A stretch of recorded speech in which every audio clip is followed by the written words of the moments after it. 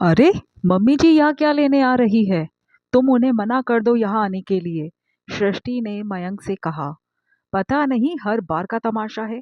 एक बेटा और भी तो है, पर उसके पास नहीं जाएगी। बस यहाँ हमारा खर्चा करवाने के लिए आ जाएगी, जैसे यहाँ कोई खजाना गड़ा हो। सृष्टि बड़बड़ाती हुई अपना काम करने लगी। मयंक बस उसे बड़बड़ाते हुए काम करते देखता रहा। काम करते हुए सृष्टि को लगा कि मयंक का ध्यान उस पर ही है, इसलिए उसकी तरफ देखकर बोली, ऐसे क्या देख रहे हो? मैं सचमुच चाहती हूँ कि मम्मी जी यहाँ ना आए।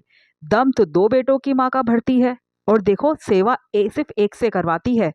सृष्टि, तुम कहना क्या चाहती हो? ऐसे कैसे मना कर दूं यहाँ आने के लिए? उनकी तबीयत ठीक नहीं रहती, इलाज की जरूरत है। अभी अनुज की फाइनेंशियल कंडीशन भी सही नहीं चल रही है। मयंक ने कहा। उसकी कभी फाइनेंशियल कंडीशन सही भी रही थी? जब भी खर्चा करवाने की बात होती है वो यहाँ चली आती है। मुझे नहीं पता। इस बार मैं उनका कोई काम नहीं करने वाली हूँ। सृष्टि ने रोक टोक जवाब दिया। सुनकर मयंक हैरान रह गया, पर वो सृष्टि से बहस नहीं कर सकता था, इसलिए चुप रहा। आखिर अपनी मम्मी को आने से कैसे इनकार कर देता? अब तो एक ही काम कर सकता था। मम्मी को अनुज के घर बुला ले और पैसे टके से उसकी मदद कर दे। उसकी पत्नी मानसी समझदार है, वो मम्मी की सेवा भी कर लेगी, और बस पैसे टकों में ही कमजोर है, नहीं तो कोई कमी भी नहीं है उन लोगों में। उसने अनुज को फोन लगाकर कहा और उसे अपनी समस्या बताई, तो अनुज भी तैयार हो गया। आखिर पैसे टके की ही तो समस्या थी, वो भी अगर हल हो गई तो दिक्कत क्या थी। हालांकि अन्य भौतिक सुविधा वो नहीं दे सकता था, पर सेवा तो कर ही सकता था। अनुज ने फोन करके अपनी मम्मी को अपने पास बुला लिया। आखिर मम्मी भी अच्छे से जानती थी कि बड़ी बहू तो उनके आने के नाम पर ही बिगड़ गई होगी, इसलिए वो खुशी खुशी अनुज और मानसी के पास आ गई। अनुज के पास रहकर ही उन्होंने अपना इलाज शुरू करवाया। हालांकि अस्पताल का बिल अधिकतर खर्चे मयंक ने ही दिए, पर यह बात सृष्टि को पता नहीं थी। लेकिन मिलने जुलने वाले रिश्तेदार ने आग लगाने में कोई कमी भी नहीं छोड़ी। सृष्टि के मामा जी उसी शहर में रहते थे, तो वो समधन जी से मिलने के लिए आए थे।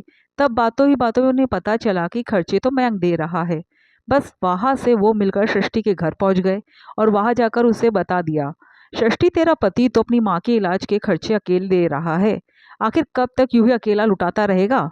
भाई, तेरा देवर देवरानी की तो मौज है। खर्च तेरा पति दे रहा है, नाम तेरे देवर का हो रहा है। भाई, माँ की सेवा वो कर रहा है, इलाज वो करवा रहा है। सृष्टि, तू तो सीधी ही रह गई। आज के जमाने में तुझे तो तेरे ससुराल वालों ने बेवकूफ समझ रखा है। कहकर घर में आग लगाकर तो वो चले गए। पीछे सृष्टि कैब करके सीधे अनुज के घर ही पहुंच गई। गुस्से में तमतमाती हुई वो अंदर गई तो मयंक भी वही बैठा हुआ था। उसे देखते ही वो गुस्से में बोली, पता था मुझे तुम यही बैठे होंगे अपनी माँ की सेवा चाकरी करने के लिए। क्या हुआ? तुम इस तरह से क्यों चिल्ला रही हो? मयंक ने कहा। चिल्लाओ नहीं तो क्या करूं? आरती उतारूं तुम्हारी? मेरे मना करने के बावजूद भी तुम मम्मी जी के इलाज के लिए पैसा दे रहे हो। सारा पैसा अपने परिवार वालों को खिला दो और हमें रोड पर ले आओ। अरे, ये मेरी मम्मी है, कुछ सोच समझ कर तो बोलो। इनके इलाज के लिए मैं भला पैसे क्यों नहीं खर्च कर सकता? दो बेटों की माँ है ना ये, दोनों को प्रॉपर्टी में बराबर हिस्सेदारी देगी ना। तो इलाज करने का ठेका तुमने अकेले ने ले लिया है क्या?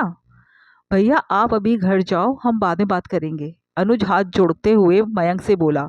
ये सुनकर मयंक ने उसकी तरफ देखा, पर सृष्टि बोली, लो, सुन लो, अब यही औकात है तुम्हारी? ये तुम्हारा छोटा भाई तुम्हें अपने घर से निकाल रहा है। वो मुझे घर से नहीं निकाल रहा है। तुम्हारी इस चिल्लाहट को सुनकर कहीं मम्मी की तबीयत खराब ना हो जाए, इसलिए घर जाने को कह रहा है। अब चलो यहाँ से। कहकर मयंक सृष्टि का हाथ पकड़कर उसे अपनी कार में ले आया और घर रवाना हो गया। पर घर आकर भी सृष्टि ने काफी हंगामा किया। वो तो बस जिद लेकर बैठ गई कि तुम तो अपना प्रॉपर्टी में हिस्सा लो और रिश्ता खत्म करो। मयंक ने उसे बहुत समझाने की कोशिश की, पर वो तो कुछ सुनना ही नहीं चाहती थी। दूसरे दिन शाम को सृष्टि की माँ और भाई दरवाजे पर खड़े थे। अचानक उन लोगों को देखकर सृष्टि हैरान रह गई।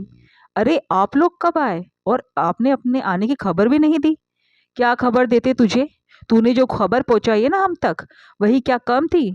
अचानक भाई ने कहा। मैंने मैंने कब खबर पहुंचाई है आप तक? अरे, मेरी तो आप लोगों से बात तक नहीं हुई है। सृष्टि हैरान होते हुए बोली। अरे, तेरी सास की तबीयत खराब है, उनका इलाज चल रहा है, तो इतनी गरीबी के दिन आ गए कि तू अब प्रॉपर्टी में हिस्सा मांग रही है हमसे। तुझे ये बातें सूझ कैसे गई कि तू हमसे प्रॉपर्टी में हिस्सेदारी के लिए बात कर रही है? भाई ने कहा। मैंने कब आप लोगों से हिस्सेदारी मांगी? सृष्टि हैरान परेशान होते हुए बोली। तो दामाद जी ने ये कौन से पेपर भेजे हमारे पास, जिसमें तुम कानूनन अपना हक मांग रही हो? उसकी मम्मी ने पेपर दिखाते हुए कहा। इतने में मयंक भी घर आ गया। उसे देखते ही सृष्टि ने पूछा, मयंक ये मम्मी क्या कह रही है? तुमने कौन से पेपर मम्मी के पास भिजवाए हैं? अरे प्रॉपर्टी में हक के लिए पेपर भिजवाए हैं, मयंक ने कहा। किससे पूछकर तुमने ये पेपर भिजवाए हैं उनके पास?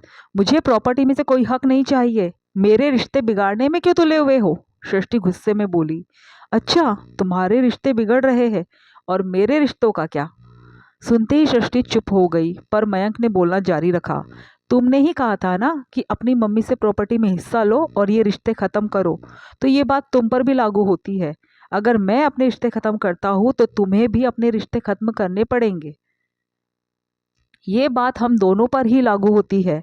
अगर कर सकती हो तो बोलो, वरना बेवजह मुझे और मेरे परिवार वालों को परेशान मत करो, मयंक ने कहा।